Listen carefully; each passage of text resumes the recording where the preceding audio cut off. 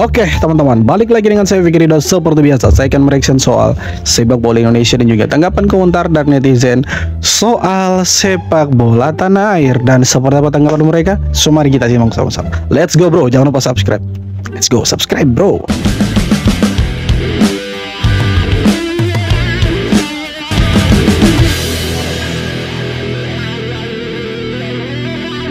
Alexis McAllister langsung nyariin Sandy Walsh cuman buat tukeran jersey. Padahal Sandy kan pemain timnas Indonesia yang main di klub Jepang. Momen ini terjadi setelah laga persahabatan Liverpool versus Yokohama F Marino. Tanpa banyak basa-basi, McAllister masuk ke area pemain lawan dan menanyakan keberadaan pemain nomor 15. Setelah dipandu oleh Wataru Endo, sampai akhirnya mereka berdua bertemu dan bertukar jersey. Nonton pertandingan seru, tap bio gua. Momen itu bikin geger karena biasanya pemain Indonesia yang minta jersey bintang dunia, tapi kali ini kebalik, McAllister yang duluan nyamperin. Sandy sempat ngobrol sebentar dan terlihat bangga banget tukeran jersey sama pemain yang pernah angkat trofi Piala Dunia. Dari situ kelihatan banget gimana sepak bola bisa nyatuin pemain dari manapun asalnya. Keren lah, Sandy Walsh ini bermain di Liga Jepang, sempat bermain lawan Liverpool kemarin, saya nonton itu matchnya, itu keren lah dia bermain, masuk sebagai pemain pengganti, tapi di belakang dia tenang lah, sempat kantongi Darwin Núñez juga. Tidak bisa buat apa-apa dia itu dari Sandy Walsh ini, keren lah kita punya pemain timnas yang satu ini, Pak Kumis bos. Aku miss ini.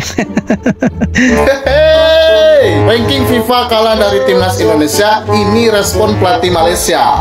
Dia merespon banyak tanggapan dari netizen Malaysia. Mari kita bahas. Let's go. Setelah ranking FIFA Malaysia diselip timnas Indonesia, ini adalah tanggapan pelatih Malaysia. Dia beranggapan bahwa ranking FIFA itu tidak penting ya guys. Yang terpenting itu adalah bantai Vietnam. Maksud saya lolos ke Piala Asia. Dan ini adalah perbedaan ranking timnas Indonesia dan timnas Malaysia. Malaysia ada di peringkat 126 ya guys, sedangkan timnas Indonesia ada di 118. Ternyata gap peringkatnya ada di 8 peringkat. Ini membuat geram netizen Malaysia karena peringkat FIFA-nya ada di bawah Indonesia. Tapi pelatih satu ini tidak akan mempermasalahkannya. Dia berpendapat peringkat hanyalah angka. Ketika timnas Malaysia di atas Indonesia, mereka bilang di bawah tapak kaki Malaysia. Nah, begitulah kira-kira alasan netizen Malaysia. Gimana menurut? Jadi mereka sebenarnya untuk sekarang mereka kalah segala-galanya dari kita. Jadi kalau kita sombong, bukan sombong sebenarnya, kan kita bicara fakta, tapi mereka anggap kita sombong. Kalau mereka menganggap kita itu sombong, wajar, karena yang kita bicarakan itu fakta dan itu sebuah kebenaran sebenarnya. Tapi mereka tidak mau menerima itu karena mereka masih beranggapan bahwa mereka itu yang terbaik untuk Asia Tenggara dan mereka adalah kingnya, begitulah. King bos. Jadi kalau kita mau lihat untuk sekarang, ya kita bukan omong sombong atau omong kosong, tapi ini fakta. Oke, mari kita kupas satu-satu. Kualifikasi Piala Dunia, oke. Malaysia gugur ronde kedua kalau saya tidak salah. Kalau salah boleh dikoreksi, oke. Kemudian kita Indonesia sampai ke ronde keempat dan sebentar lagi, ya 2 pertandingan lagi kita bisa lolos ke Piala Dunia. Kita cuma butuh 2 kemenangan, oke?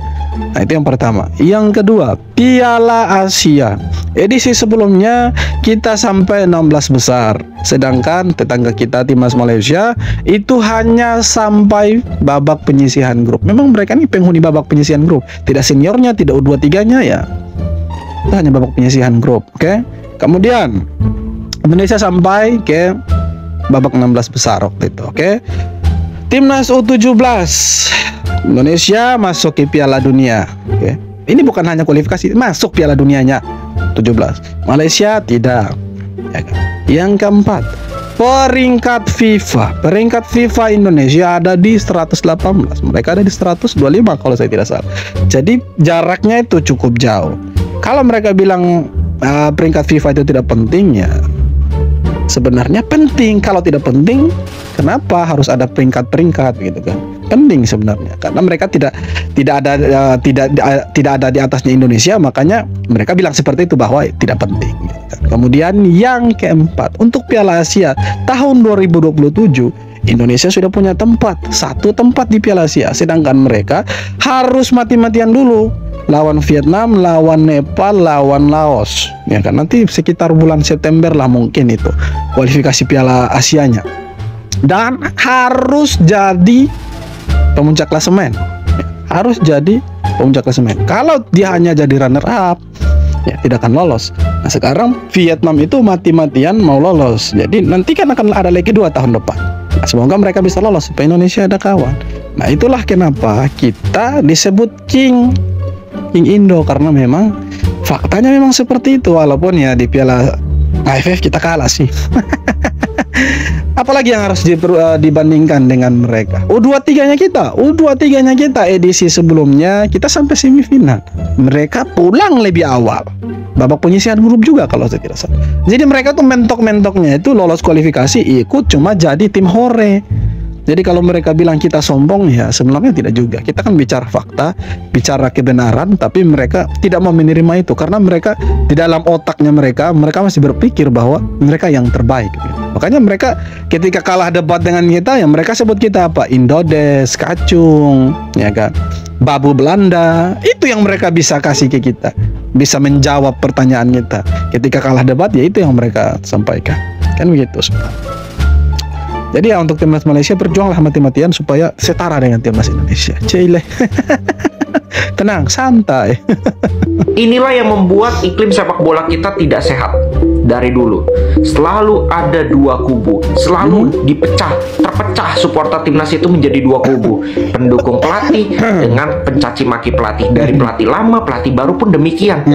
Kenapa sih? Maksud gue, contoh Kluivert sekarang, ada yang sibuk nyerang Kluivert, tim pelatih lain, lalu PSSI, ada yang sibuk banget ngebelanya sampai mati-matian. Kenapa? Apakah dengan begitu timnas kita bisa maju? Apakah dengan begitu sepak bola kita bisa maju? Nggak bakal, men. Kalau kita baca statementnya, menurut saya Patrick Kluivert telah mencatatkan prestasi selama menjadi pelatih timnas secara singkat, yaitu menang lawan China dan Bahrain. Itu bukan prestasi, itu keharusan. Menang lawan China, menang Bahrain, itu keharusan. Lanjut bang, kasih paham bang, biar orang-orang politik ini mereka paham gitu.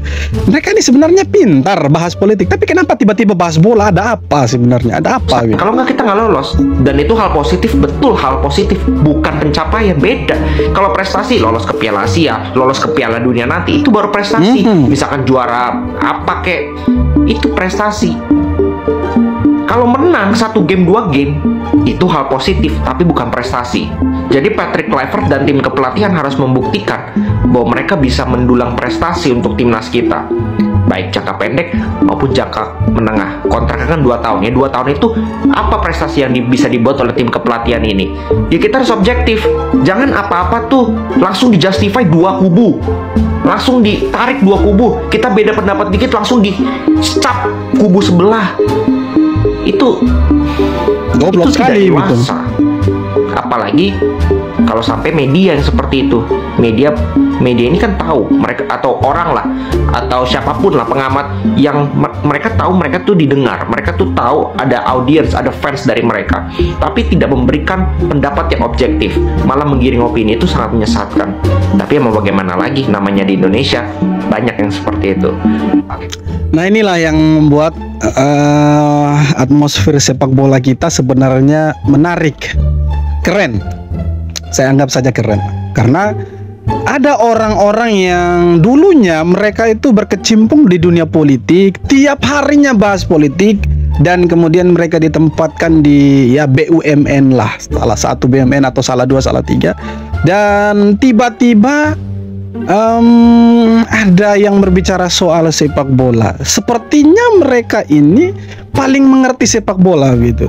Jadi ketika ada perbedaan pendapat, ya mereka langsung menjustifikasi kita bahwa oh kita ini membenci Patrick Kluivert, tidak mendukung PSSI. Tidak seperti itu sebenarnya. Kita tidak mendukung siapa-siapa sebenarnya. Karena yang paling penting itu puncaknya apa? Puncaknya adalah timnasnya gitu kan. Apakah timnasnya bisa berjalan sendiri tanpa PSSI? Tidak juga. Makanya dibutuhkan kolaborasi. Tapi anehnya akhir-akhir ini ada beberapa orang yang dulunya mereka itu orang yang sering berbicara politik, bukan berbicara politik, tapi memang mereka politikus, tiba-tiba berbicara soal sepak bola dan khususnya membela mati-matian Patrick Kluivert. Salah satunya adalah Mbak Samara Amani ini. Dia sebenarnya perlu diakui, Mbak Samara Amani ini orang pintar, salah satu anak muda perempuan hebat untuk Indonesia. perempuan hebat, anak muda Indonesia yang sebenarnya bisa jadi potensi untuk menjadi pemimpin di masa depan. Harusnya pemimpin perempuan. Untuk politik pintar, tapi sekali lagi lah menurut saya, kenapa kalian harus bicara bola gitu? Kenapa kalian harus bicara bola? Sebenarnya tidak ada salahnya kalian bicara bola gitu kan. Tidak ada salahnya, kalian punya hak kok. Semua orang punya hak lah untuk bicara bola ya kan. Tidak ada yang melarang. Tapi ada hal yang lebih penting lah dari sekadar kalian mengurus bola gitu kan. Kalian bicara bola, apalagi sampai mati-matian bela Patrick Kluivert gitu kan. Maksudnya ada hal yang lebih urgent lah yang harus kalian kritik begitu kan. Ada hal yang lebih penting dari sekedar kalian bela Patrick Kluivert. Untuk apa gitu? Karena memang kalau dia tidak bisa bawa timnas Indonesia sampai ke Piala Dunia, ya harus dipecat gitu ya. Terus kenapa harus dipertahankan gitu? Harus buat apa gitu? Kalau dia tidak sumbang apa-apa untuk Indonesia gitu. Kalau kita bilang dia bawa Indonesia sampai sejauh ini dengan kemenangannya lawan Bahrain dan Cina, saya pikir ya memang kita harus menang begitu. Kalau kalah ya ngapain gitu? Untuk apa pecat STY gitu kan? Kan seperti itu sebenarnya. Ini mohon maaf ini ya, izin. Ini wanita yang satu ini siapa sih nih? Entah dari kapan dia tahu bola, ngomongin bola, sok tahu bola, tiba-tiba narasumber tentang bola di podcast, ngomong-ngomong timnas, ngomong-ngomong Patrick Kluivert, dan tidak setuju jika Patrick Kluivert jika dia tidak lolos dipecat. Tahu apa antum sepak bola? Baru nonton satu kali bola match udah sok tahu. Si paling pundit loh. Kita ini yang kami ini orang nonton bola udah banyak banget, nggak perlu kalian ngomong begituan. Sekarang gua tanya, kalau kemarin nih kita banding-bandingkan nih pelatih dulu sama sekarang nih si botak ini, dari segi mana Anda bisa bilang begitu? Tahu? Lihat waktu lawan Australia, lihat waktu lawan Jepang, gimana kontribusi dia? Lihat waktu lawan China. Jangan bilang kita gol karena lawan China 1-0 penalti itu udah bagus sebenarnya. Enggak. Si paling sok tahu lu. Akhirnya jadi bahan rujakan netizen kan. Ya akhirnya seperti itulah. Begini jadinya kalau mbak-mbak orang politik bahas bola, ngalor ngidul menurutku. Kalau menurutku ya mbak ini fokus bahas politik aja. Setuju, fokus betul. di pemerintahan aja, nggak usah bahas sepak bola. Kalian mau tahu apa yang dia bilang? Ini cek aja videonya. Piala Dunia itu memang harapan kita semua gitu. Tapi apa ya, memberikan beban bahwa Patrick Kluivert harus lolos Piala Dunia, kalau nggak dia jelek, itu juga nggak fair. Karena kenapa? Negara-negara yang kita hadapin juga bukan negara-negara yang muda gitu. Kalau gagal dengar kan apa dibilang harus dipertahankan. Bahkan di video yang lain ya mbak ini menjelaskan Patrick ini kan timnya, jadi karena hanya Ole yang baru masuk gabung belakangan, dibilang timnya baru. Ini mbak ini ngerti bola atau enggak sih? Ya nggak ngerti lah. Dulu ada Pak Juni Rahman ya, ex-ko PSSI, orang ngerti. Kemudian ada Haruna Sumitro, mantan petinggi Madura United, orang bola, minta STO, kena hujan. Bahkan baru-baru ini Pak Andre Rosiade, petinggi Semen Padang, minta Patrick Kluivert out kalau misalkan banyak yang mendukung, tapi ada juga sedikit yang menghujat. Jadi artinya begini teman-teman, kalau kita lihat dan dengar ya dari statementnya Mbak Samara Amani, intinya dia tidak setuju kalau Patrick Kluivert itu seandainya amit-amit nih Patrick Kluivert tidak mampu bawa timnas Indonesia lolos ke Piala Dunia, dia tidak setuju kalau Patrick Kluivert itu dipecat, oke? Karena menurut dia Patrick Kluivert sudah punya prestasi untuk timnas Indonesia dengan 2 kemenangan lawan Cina dan lawan Bahrain. Oke, mari kita bahas. Mari kita bahas. Oke, kita disclaimer dulu. Saya ini fans timnas dan waktu itu saya salah satu dari sekian ribu, sekian puluh ribu, sekian banyaknya netizen, sekian puluh ribu supporter timnas Indonesia yang kecewa ketika Sintayong dipecat. Kita punya alasan kenapa kita kecewa ketika Sintayong dipecat. Oke, kita punya alasan yang jelas. Salah satunya adalah timnas sampai ke level sekarang berkat kerjasama antara Sintayong dan PSSI. Oke, patut kita akui itu bahwa ada campur tangannya PSSI. Tapi kalau kita merujuk dari perkataannya Mbak Samara Amani bahwa dia tidak setuju, tidak fair menurutnya kan, kalau Patrick Kluivert ini dipecat karena seandainya tidak bisa bawa timnas Indonesia lolos ke Piala Dunia, karena menurut dia lawan-lawan yang akan dilawan sama timnas Indonesia ini negara-negara yang kualitas sepak bolanya bagus, cukup berat lah. Pertanyaannya sekarang adalah, ketika timnas Indonesia masih dilatih sama Sintayong, adakah negara-negara yang mudah dilawan? Tidak ada juga. Karena kita tahu lawan-lawannya kita dari ronde kedua sampai ronde ketiga itu berat semua loh. Apalagi di ronde ketiga kita harus ketemu Arab Saudi, kita harus ketemu China, kita harus ketemu Australia, ya kan? Kita harus ketemu Bahrain. Dan catatannya waktu kita masih dilatih sama Sintayong, main tandang di kandangnya Arab Saudi, kita tahan imbang mereka loh 1-1. Oke, kita cuma kalah sekali waktu lawan Cina. Selebihnya kita kubur Arab Saudi di GBK. Oke, mari kita lanjut ke eranya Patrick Kluivert. Laga tandangnya Patrick Kluivert dibantai kita, bos. Kita cuma menang 1-0 lawan Bahrain, dan 1-0 itu pun tendangan penaltinya oleh Romain waktu lawan Cina. Apakah kita mau bilang dia pelatih yang terbaik dan harus dipertahankan? Tidak juga. Menurut saya sebenarnya itu bukan prestasi singkat, tidak ada prestasi singkat. Dan memang kita harus menang, ya kan? Prestasi itu kita harus lolos Piala Dunia, ada atau angkat Piala Asia atau angkat Piala AFF, itu baru dikatakan prestasi. Jadi maksudnya saya begini, fokus saja bahas politik. Karena ada hal-hal penting di politik yang harus kalian kritisi lah. Karena kan setahu saya Mbak Samara Amani ini sekarang bagian dari pemerintahan. Atau fokuslah dukung program-program pemerintah yang setidaknya buat masyarakat itu sejahtera lah, buat masyarakat itu semakin membaik lah, tidak terjadi kegaduhan di masyarakat. Jangan masuk ke ranah sepak bola. Sebenarnya punya hak lah kalian ini untuk bicara sepak bola, tapi biarkanlah kami ini yang bicara soal itu. Maksudnya biarlah kita yang mengkritik soal sepak bola Indonesia, kita yang mendukung. Kalian boleh mendukung, boleh mengkritik, tapi maksud saya begini, ada hal lain yang lebih urgent yang harus kalian kritisi gitu. Jangan sepak bolanya gitu, karena tidak masuk akal.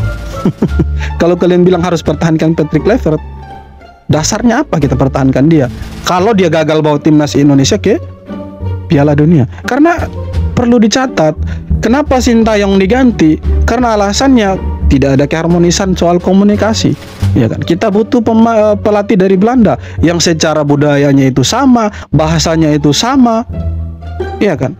Tapi toh buktinya apa? Kita dibantai 2 kali, di Australia, di Jepang. Dengan embel-embel seperti itu kemudian kita gagal, apakah kita masih mau mempertahankan dia? Tidak. Harus dipecat menurut saya. Terus kalau kita gagal ke Piala Dunia gara-gara alasannya negaranya itu kuat, memangnya era Sintayong negaranya itu lemah? Kuat semua. Terus ngapain kita pecat Sintayong? Iya kan? Karena targetnya itu bawa Patrick Kluivert, Alex Pastoor, Danny Lansat dan lain-lain, tim Belanda itu datang ke Indonesia untuk apa? Targetnya itu kan Indonesia harus lolos Piala Dunia tahun depan. Kalau untuk hanya mau senang-senang, happy-happy, ngapain rekrut mereka? Iya kan? Lebih baik Sintayong dong. Kalau tidak ada target untuk mereka, ngapain? Kan seperti itu. Harusnya ya mereka kembalikan saja ke Belanda. Ya negara lain saja kalau misalnya tidak capai target dipecat, ya masa kita tidak lolos Piala Dunia? Karena kan embel-embel dari PSSI waktu itu apa? Sintayong dipecat diganti dengan pelatih yang terbaik, dengan tim kepelatihan terbaik, kata salah satu exco-nya. Sudah tim kepelatihan terbaik dan kita tidak lolos ke Piala Dunia, wah kita jadi bahan hinaannya negara-negara Asia Tenggara dong. Iya kan? Kita sudah bangga-bangga selama ini, ya kita sekarang jadi bahan hinaannya mereka dong. Jadi sekali lagi menurut saya, fokuslah bahas politik, uruslah BUMN sebaik-baik mungkin, uruslah pemerintah karena kan ada dalam lingkaran pemerintahan sekarang. Uruslah, berkolaborasilah dengan pemerintah sekarang, bantulah Pak Prabowo, Pak Gibran untuk buat Indonesia ini semakin maju lah, ya, daripada bahas bola. Biar kita saja yang bahas bola. Kalian janganlah, kalian bahas politik saja, karena untuk politik kalian pintar, tapi maaf untuk bola kalian ini sebenarnya asal bicara ngawur, tidak pakai data kalian. Jadi sekali lagi saya tidak setuju, dan menurut saya kalau tidak sampai kita ke Piala Dunia, Patrick Kluivert dan timnya harus dipecat, harus diganti ya, pelatih yang lain. Itulah harga mati. Karena ya supporter mau, yang supporter tahu ketika Sintayong diganti, maka timnas Indonesia harus ke Piala Dunia. Karena yang diterima sama Patrick Kluivert sekarang ini sudah luar biasa loh. Kurang apa Sintayong waktu itu kan? Dia datang dengan pemain Indonesia yang seadanya, ya. Tidak sebaik sekarang.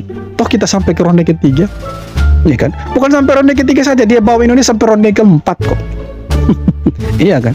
Jadi Patrick Kluivert hanya melanjutkan apa yang ditinggalkan sama Sintayong. Harusnya dia melanjutkan itu sampai ke level Piala Dunia. Kalau tidak sampai level Piala Dunia, ya dipecat lah. Masa dia bertahan kan? Gila kali. Harus dipecat lah. Jangan kalian, maksudnya boleh bela, tapi maksudnya masuk akal lah sedikit begitu. Kalau tidak masuk akal itu kan terlihatnya lucu, terlihatnya jadikannya ngawur gitu kan. Kalau alasannya itu hanya negara yang akan dilawan timnas Indonesia nanti ini kuat-kuat. Loh, memangnya waktu zaman Sintayong tidak kuat? Kuat juga, tapi kan dia tidak banyak ngomong kayak sekarang. Tumben sekarang banyak orang politik yang bicara bola. Ada apa? Apakah ada seseorang yang akan menjadi ABCD nantinya? Jadi kalian tiba-tiba rame-rame gitu kan?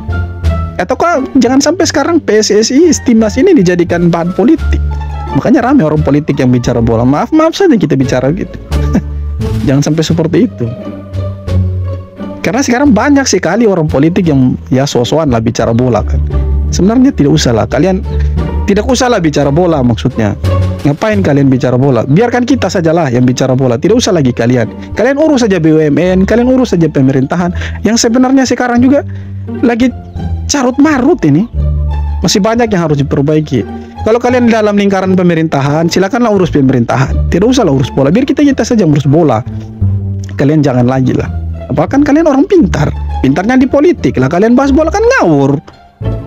Tidak ada gunanya. Siapa yang mau dengar kalian? Akhirnya kan jadi bahan hujatan ya netizen, ya masyarakat. Kan seperti itu. Oke, jadi itu dia tanggapan dan komentar dari netizen dan orang politik soal sepak bola Indonesia. Seperti apa tanggapan kalian? Bolehlah kalian tulis di kolom komentar. Tapi ingat jangan menghujat. Tidak boleh maki-maki, tidak boleh hujat-hujat. Kita tetap santun, tetap sopan. Oke, terima kasih banyak sudah nonton. Jangan lupa subscribe. Terima kasih banyak bro.